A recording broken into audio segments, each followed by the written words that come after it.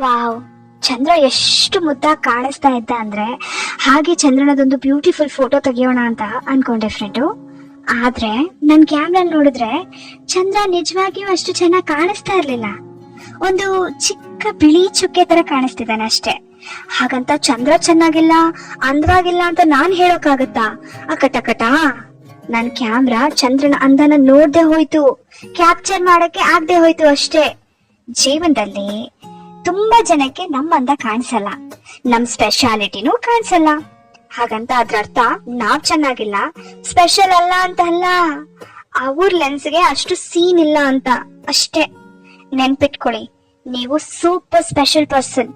ನಿಮ್ಮ ಸ್ಪೆಷಾಲಿಟಿನ ಕ್ಯಾಪ್ಚರ್ ಮಾಡೋ ಆ ಲೆನ್ಸ್ ಸ್ಪೆಷಲ್ ಆಗಿ ಮ್ಯಾನುಫ್ಯಾಕ್ಚರ್ ಆಗಿರ್ಬೇಕು.